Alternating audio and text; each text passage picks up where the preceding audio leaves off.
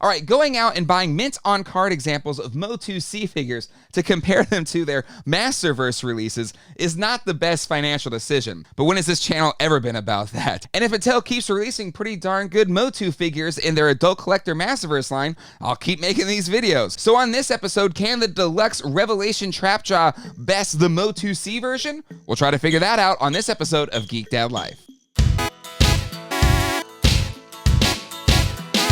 Hello everybody and welcome to Geek Dad Life. It's your host, Jay Glatfelter here. 2010 was a big year for Masters of the Universe Classics. It was the first year of their Club Grayskull, which was a subscription that you could sign up for to get a new MOTUC figure delivered to your door every single month without having the stress of buying it online.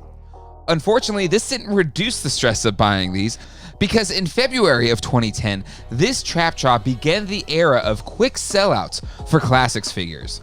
Paired with the release of the Classics Battle Cat, the first large-scale beast in the line, Trapjaw sold out in under 19 minutes, which was by far the fastest sellout for a Classics figure. Even though a lot of people had Club Grayskull subscriptions, myself included, the fact that you could get two characters with this Trapjaw made a lot of people feel like they needed to have two of this release so they could have both the Trapjaw and Cronus characters. That day was a seminal moment in the Classics toy line with both the release of Trapjaw and Battle Cat. It went from a popular toy line with die-hard Masters of the Universe fans to something that appealed more broadly to adult action figure collectors. So 12 years ago, this Trapjaw figure represented an increase in Masters of the Universe popularity, and 12 years later, MOTU is having its biggest moment since the 80s, with multiple toy lines and media, and this new collector-level Trapjaw. Based off his appearance in the Netflix animated series Masters of the Universe Revelation, this deluxe set gives you two different looks for the character, his classic appearance as well as his tech cult look.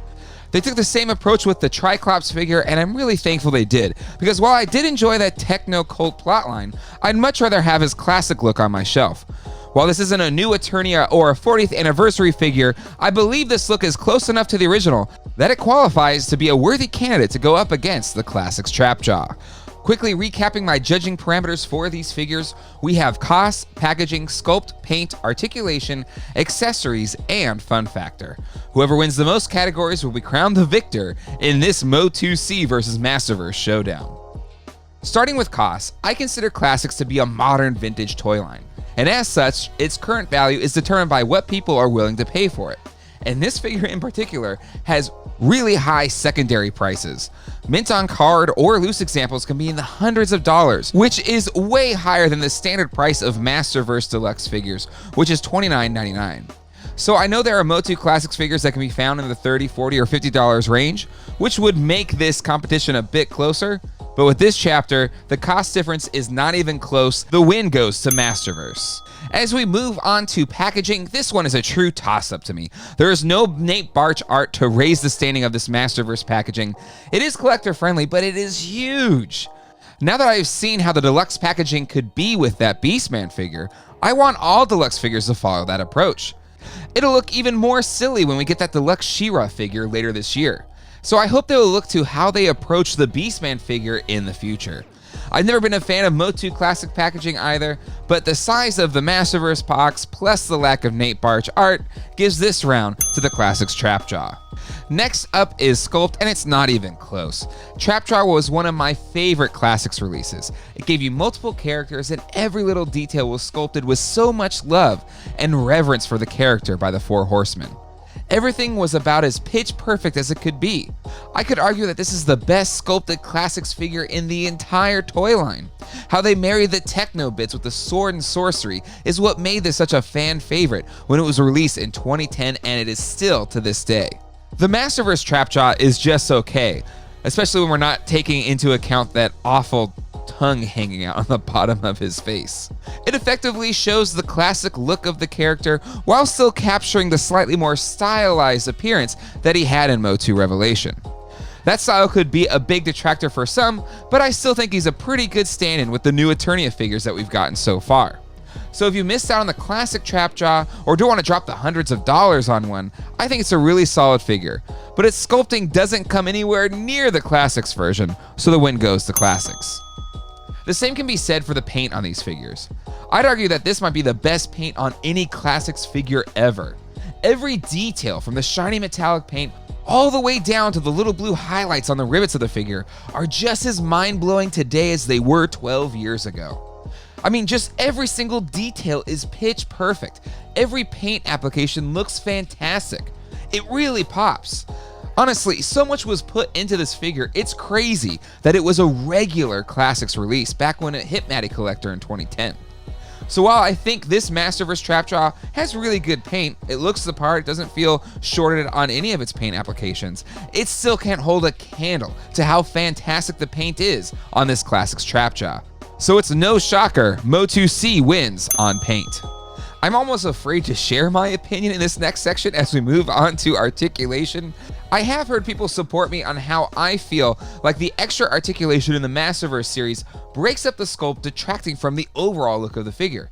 But I also hear everyone that says if you're judging it on articulation, and Masterverse does have more articulation, then it should win the articulation category. And honestly, that sounds perfectly logical to me.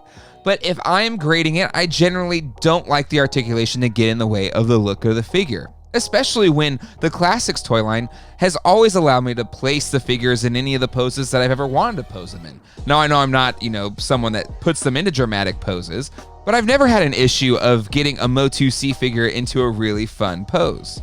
I've been grading articulation on a scale that includes not just what the articulation allows the figure to be posed as, but also how it affects the overall look of the figure. So I really do feel like this is a toss-up for me. Side note, the claw attachment on the Classics Trapjaw has articulation, and the Masterverse one does not. Will that let me give the win to the Classics one? Well, to show that I am listening to you, the audience, on this round I'll give the articulation to the Masterverse Trapjaw, but I reserve the right to change my mind from figure to figure.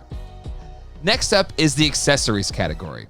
And so far, this has been one where Masterverse has really shined compared to the Classics toy line. But I think it's gonna flip with these two figures. The Masterverse Trapjaw does come with a ton of accessories, but half of them I don't even care about using. And its additional hand attachments are so big that they don't sit right on his belt and take up a ton of space. So I would display the figure without his accessories attached to his belt, and that should be a no-no when it comes to Trapjaw. The Classics Trappy ushered in the possibility of getting multiple looks or multiple characters in just one figure package. With just the simple addition of an extra arm and an extra head sculpt, you could swap out those accessories and have an entirely new character, Cronus, which in the 2000X show was who Trappy was before he became Trapjaw. They probably set expectations too high for what a regular Classics release could be in the toy line, but it was amazing at the time.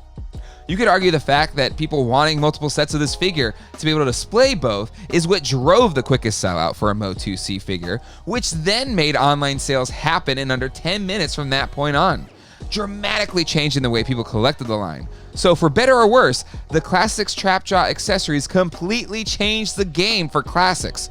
And because of that, the accessories win goes to the Classics Trapjaw. Next up is fun factor, and everything about the Classics Trapjaw was so much fun. You got multiple characters, amazing paint and sculpting. When you open up his jaw, you can see the mangled bits, and it was so much cooler than the stupid tongue hanging out of the Masterverse version. The Classics figure gives so many more poses and just shows so much more character than the Masterverse version, which you can only really display with his jaw closed, which is a big bummer. The Classics Trapjaw is a shining example of when Classics was at its best, so it handedly wins the fun factor category. So this was a darn near rout for the Classics Trapjaw, and it would be hard to expect it going any other way. The Classics Trapjaw is one of the best classic releases ever.